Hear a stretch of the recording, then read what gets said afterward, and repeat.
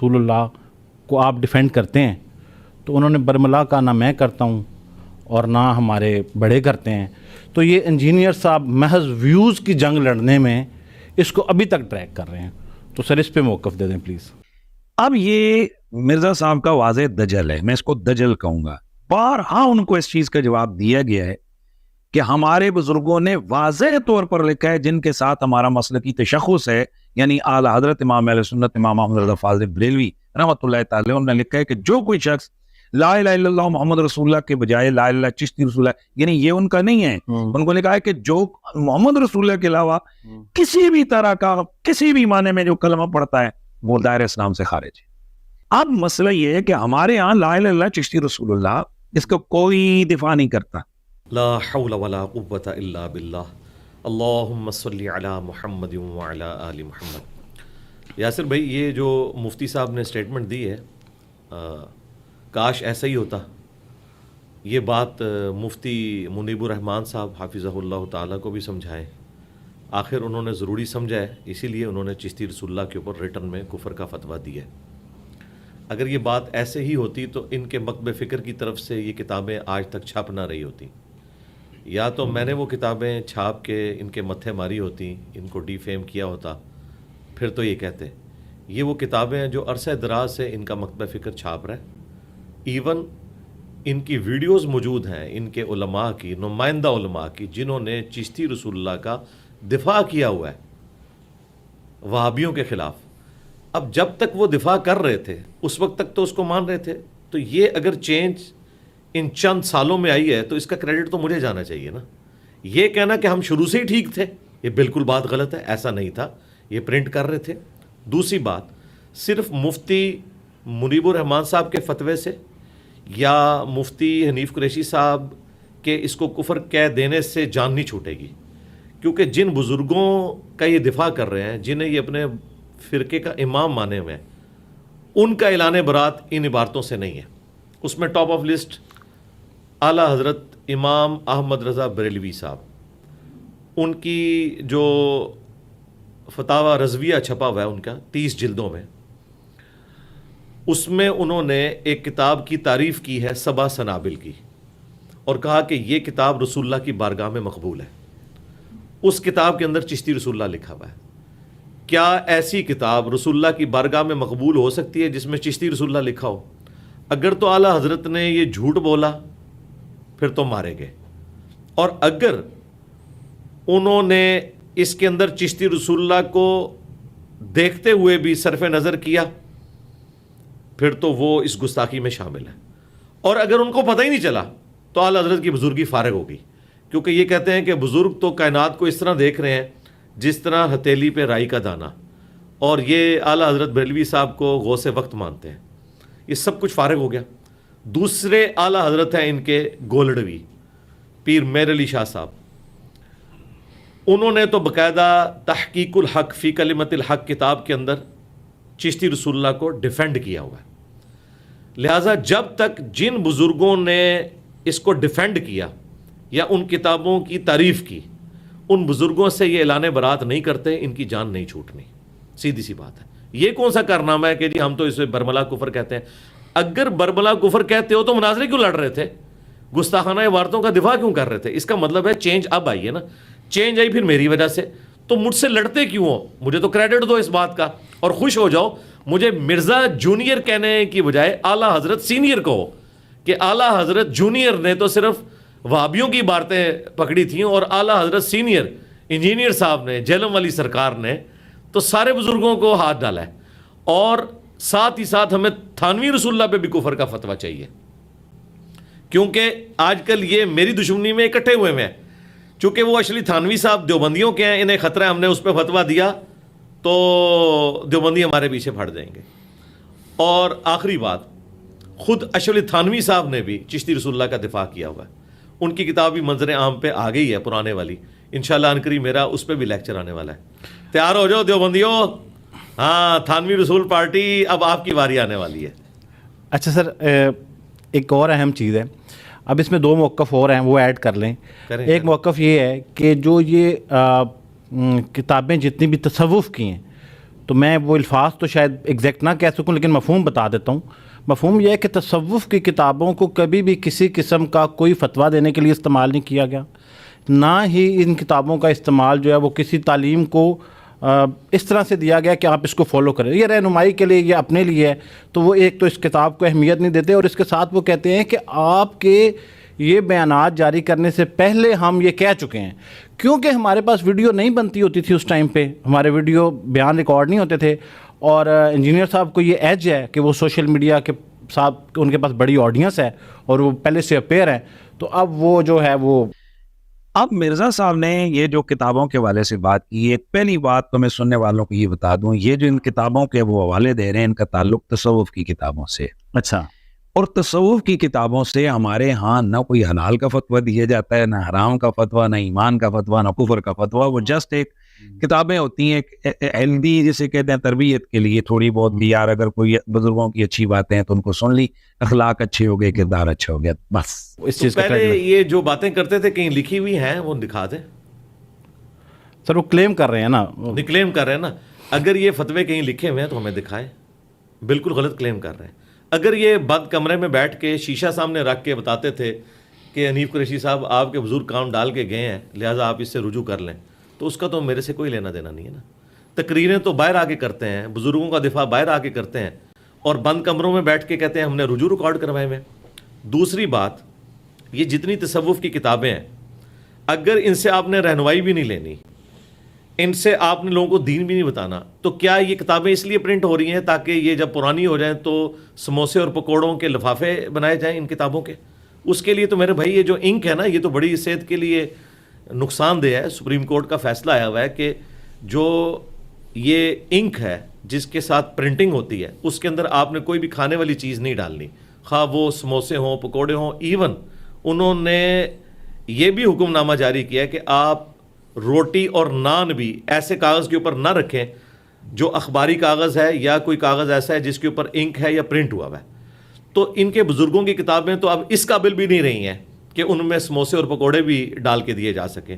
تو یہ پرنٹ کیوں کر رہے ہیں؟ کیا پھر یہ اب اس لیے رہ گئی ہیں کہ یہ جب پرانی ہو جائیں تو ان کو آگ لگا کر تو ہم سردیوں میں ہیٹ حاصل کریں تو بہت مہنگی پڑیں گی, کاغذ بہت مہنگا ہو چکا ہے. یہ پرنٹ کیوں ہوتی رہی ہیں؟ اس کی کمائی کون کھاتا رہا ہے؟ اس کے اوپر یہ لوگ کہتے تھے کہ کسی کا اگر کوئی مرشد نہیں ہے تو وہ کشف المحجوب پڑھ لے.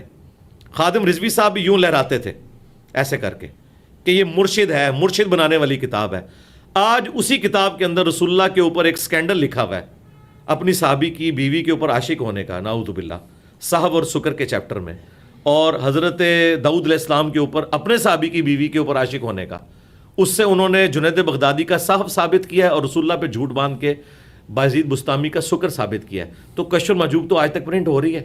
یہ جو فتویٰ ان کا ابھی آیا نا وہ بھی صرف چشتی رسول اللہ پہ آیا, وہ بھی ادھورا ہے. باقی ساری باتیں اپنی جگہ موجود ہیں, یہ ان کا دفاع کرتے ہیں.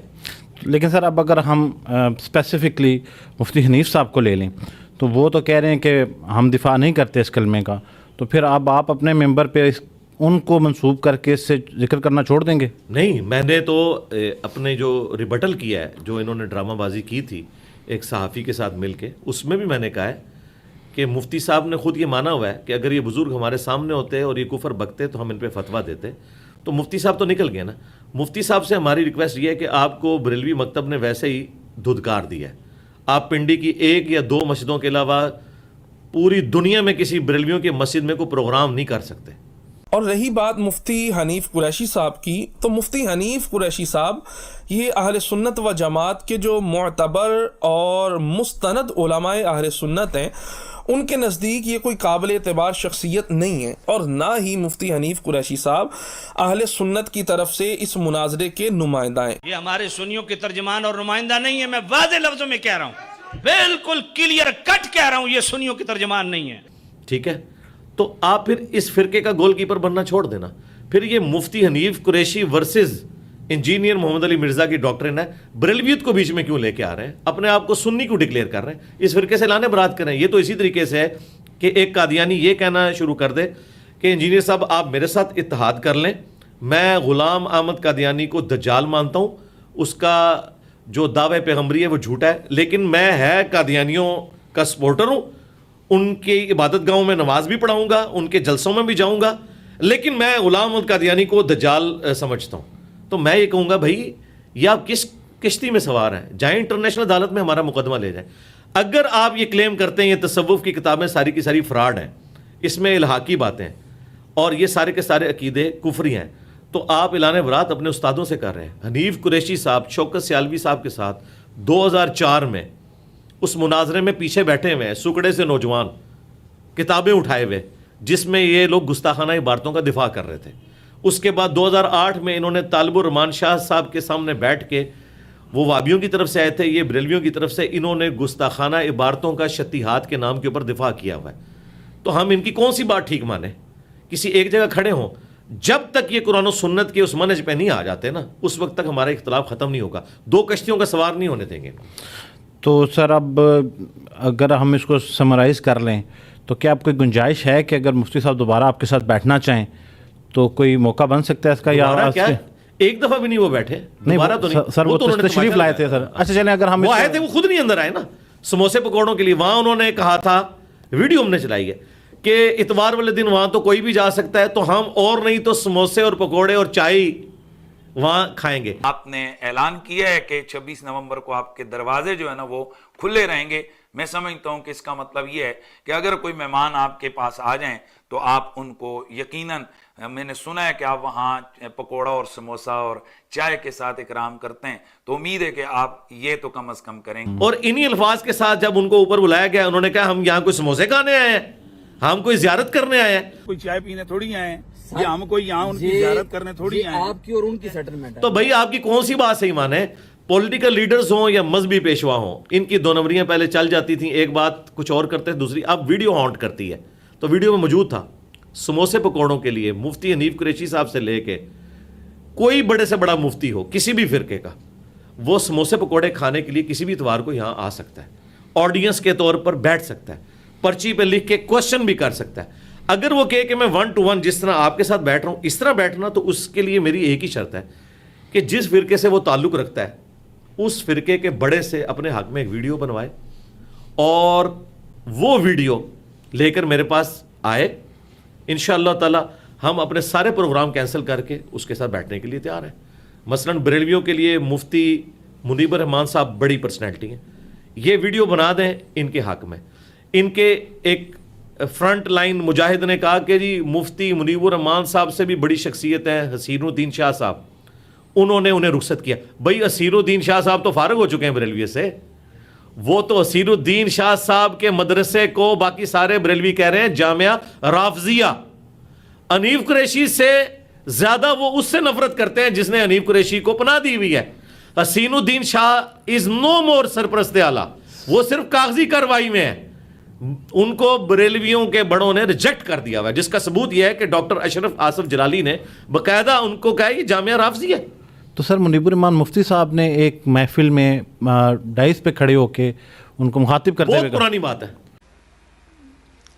اور ہم سب کے مخدوم و محترم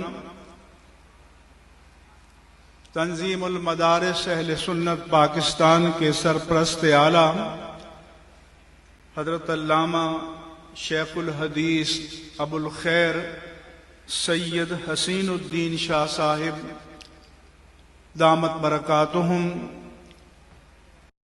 آپ کروائیں, پرانی بات ہے. ان کی ان حرکتوں کی وجہ سے انہوں نے ریجیکٹ کر دیا ان کو.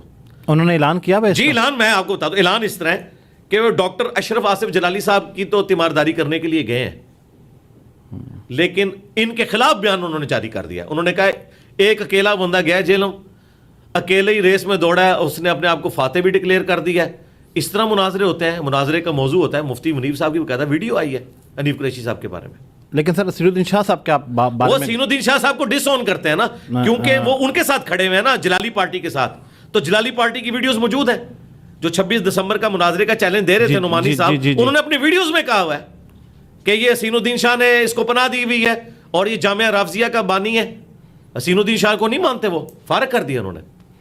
اچھا سر, یہ اب یہ جو مقدمہ ہے تمام فرقے سے تعلق رکھنے والے لوگ جو ہیں، میں کل حسن الیاری کو بھی سن رہا تھا، یقیناً آپ بھی کبھی سنا ہوگا، بلکہ آپ کے بہت ساری ویڈیوز بھی ہیں، تو وہ کہتے ہیں کہ مجھے 2 دفعہ دعوت آئی اور میں تو ڈیجیٹل میڈیم کے اوپر بات کرنا چاہتا ہوں، میرے تو وہ تمام چیزیں پوری ہوتی ہیں، پہلے ایک دفعہ مجھے اس کی حقیقت کا نہیں پتہ وہ سچ کہہ رہے ہیں نہیں کہہ رہے، لیکن میں ان کا موقف دے رہا ہوں۔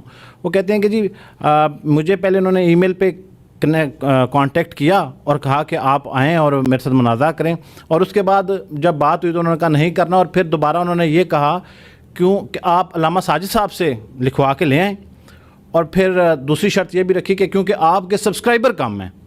فوراً کچھ لمحوں کے بعد، کچھ منٹوں کے بعد، آدھا گھنٹہ یا 1 گھنٹے کے بعد فوراً محمد علی مرزا کا ای میل آیا کہ جی ہم آپ سے اس وقت مناظرہ کریں گے جب آپ کو ساجد علی نقوی آن کریں گے۔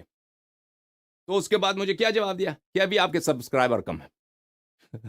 دیکھیں تو یہ جو سبسکرائبر کم ہونے والی بات ہے تو شاید اس پہ تو میں نہ یقین کروں، کیونکہ آپ کی اتنی ساری پوڈ کاسٹ ارسپیکٹو کسی کے کتنے سبسکرائبرز ہیں 1500 والوں کے ساتھ تو چل رہی ہیں، تو یہ مسئلہ وہی ہے جو پہلے دن سے جو آپ بات کر رہے ہیں کہ ساجد نقوی صاحب کہہ دیں کہ یہ ہمارے فرقے کا نمائندہ ہے، اس کی جیت میری جیت، اس کی ہار میری ہار ہے، ویڈیو میں لکھوا کے نہیں تو ہم بیٹھیں گے۔ اور دوسری بات جو آپ نے بات کی، میں نے آج تک آپ کے کیمرے میں کہہ رہا ہوں، حسن اللہ یاری صاحب کے ساتھ نہ تو میری کبھی فون پہ بات ہوئی، نہ کبھی ای میل کے اوپر بات ہوئی۔